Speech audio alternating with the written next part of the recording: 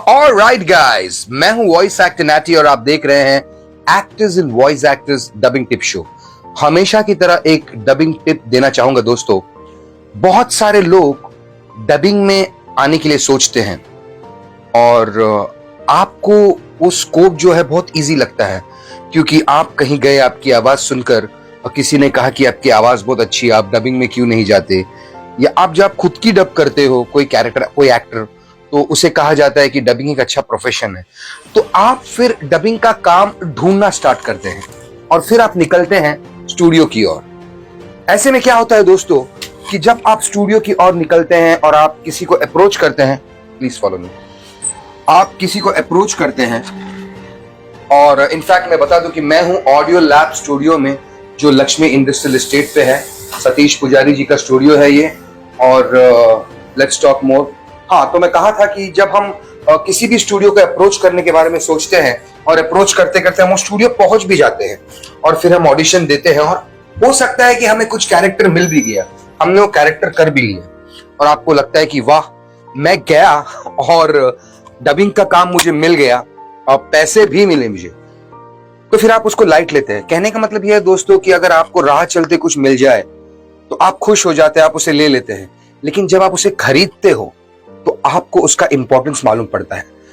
जितना कीमती वक्त आपका और आपका पैसा आपने एक्टिंग में लगाया है और आपको एक्टिंग का काम ना मिलने पर आप डबिंग पे स्विच करते हो कि लगता है कि मैं फ्री टाइम में मैं डबिंग भी करूं क्योंकि इससे मुझे पैसे मिलते हैं। दोस्तों, टेक्निकली अगर आप स्ट्रांग हो, मेथड्स ऑफ डबिंग में आप स्ट्रांग हो, टेक्निकल कोड्स ऑफ डबिंग में आप स्ट्रांग हो, तो आपका ये जो हुनर है ये बहुत ही ज्यादा पॉलिश होता है। क्योंकि एज एन एक्टर तो कैमरा के सामने आप परफॉर्म करते हो, लेकिन as a dubbing artist mic के डिस्टेंस को समझना, परफॉर्मेंस लेवल को समझना, स्क्रिप्ट होल्डिंग को समझना, वॉइस ऑफ एक्सप्रेशन को समझना, साउंड रिकॉर्डिस्ट से इंटरैक्शन करना, ये सारी चीजें टेक्निकली जानना बहुत जरूरी है। माइक भी है आपके सामने, हेडफोन भी है दोस्तों। मुंबई एक ऐसा शहर है जहां पे लोग आते हैं और अपना सपना पूरा करते हैं, लेकिन अगर आप डबिंग को एक भक्ति की तरह ले, स्पिरिचुअलिटी की तरह ले और डबिंग के प्रोफेशन में आकर अपने आप को प्रूव करे, तो ट्रस्ट मी दोस्तों, आपका डेडिकेशन देखकर जहां आप सीखने जा रहे हैं, हो सकता है वो कोच आपको बहुत ज्यादा रेकमेंड करे, आपको काम दे।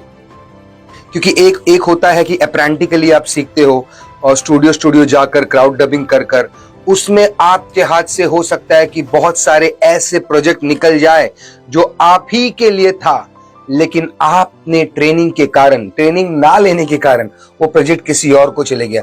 मेरी बातों को सोचिए दोस्तों, हो सकता है तो वीडियो को ध्यान से फिर एक बार देखिए तो आपकी समझ में आएगा कि डबिंग को प्रोफेशन बनाने से पहले डबिंग को सीखना कितना जरूरी है, डबिंग को महत्व देना कितना जरूरी है।